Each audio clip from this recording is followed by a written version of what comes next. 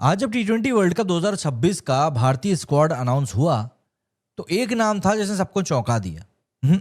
गिल के बाहर होने का नहीं, बल्कि ईशान किशन के अंदर आने का।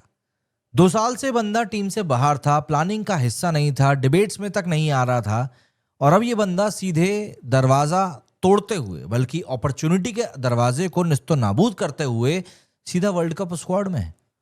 तो ऐसे में सवाल बहुत सिंपल है जो उठता भी है कि ये सिलेक्शन सरप्राइज था या फिर ये सिलेक्टर्स का एक लेट रियलाइजेशन था। मेरी नजर में ये सिर्फ एक कमबैक नहीं है, ये डोमेस्टिक क्रिकेट की पावर का रिमाइंडर है।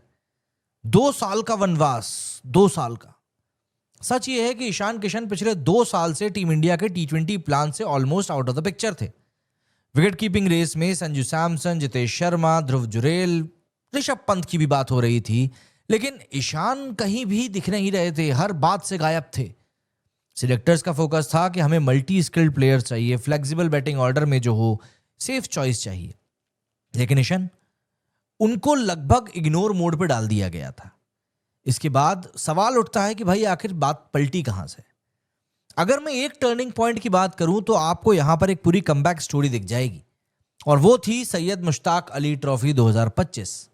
ईशान किशन ने यहां पर सिर्फ रन्स नहीं बनाए, बल्कि स्टेटमेंट दिया। टूर्नामेंट का टॉप स्कोरर, 517 रन, 33 छक्के, सबसे ज्यादा, स्ट्राइक रेट 197 से भी ज्यादा का, एंड झारखंड को पहला स्मैट टाइटल अनबीटन रन के साथ में दिलवाया। एंड सबसे इंपॉर्टेंट बात, ये सब कुछ हुआ प्रेशर मैचेस में। सिलेक्टर्स डोमेस्टिक क्रिकेट को इग्नोर करते रहे, लेकिन इस बार नंबर्स इतने ज्यादा लाउड हो गए कि इग्नोर करना मुश्किल हो गया। इसके बाद शुभमन गिल बाहर होते हैं और ईशान अंदर आ जाते हैं। कई लोगों को ये लॉजिक समझ में नहीं आ रहा, मैं आपको समझाता हूं जो आगरकर ने कहा वो। लेकिन ऑनेस्टली समझिएगा कि ये सिर्फ कॉम्बिनेशन की बात नहीं है, ये रोल क्लैरिटी का भी केस है। दरअसल गिल को अगर हम लोग एक टी20 ओपनर के तौर पर देखें तो आपको क्या मिलता है? Inconsistency, slow starts, pressure games में इंपैक्ट का ना होना। वहीं ईशान की अगर हम गेम की बात करें तो पावर प्ले में एक्सरेशन, left right combination and natural 6 hitter. World cup जैसे टूर्नामेंट में सिलेक्टर्स शायद सेफ नहीं बल्कि एक्सप्लोसिव ऑप्शन चाहते हैं। रिस्क है बिल्कुल, लेकिन टी20 में बिना रिस्क के ट्रॉफी भी नहीं जीती जाती। अब जितेश शर्मा के ऊपर भी सवाल उठ रहे हैं कि यार बंदे को क्यों ड्रॉप कर दिया गया। तो यहां पर एक कंट्रोवर्शियल एंगल है।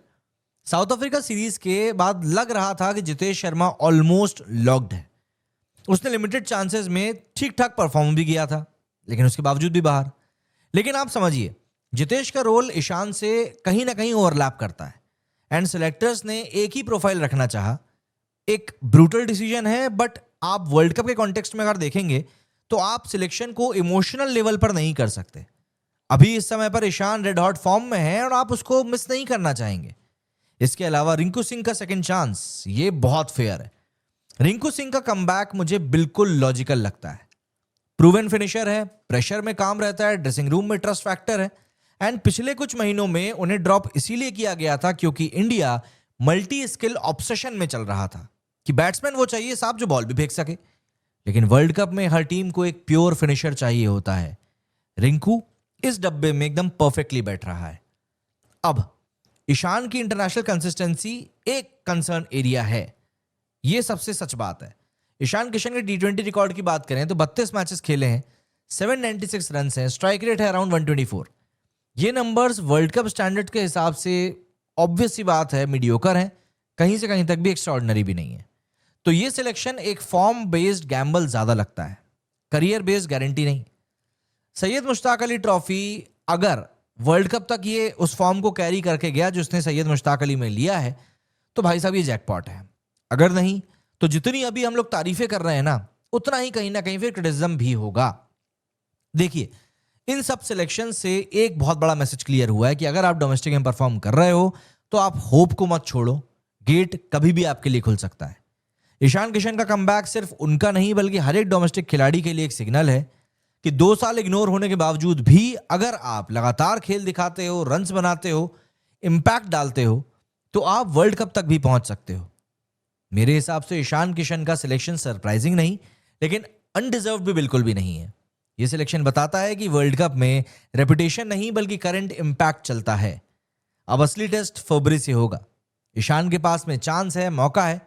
या तो हीरो बनने का या फिर परमानेंट एक क्वेश्चन मार्क बन जाने का। प्रेशर हैवी होगा, पर वर्ल्ड कप वही जीतते हैं जो प्रेशर को फ्यूल बनाकर यूज करते हैं।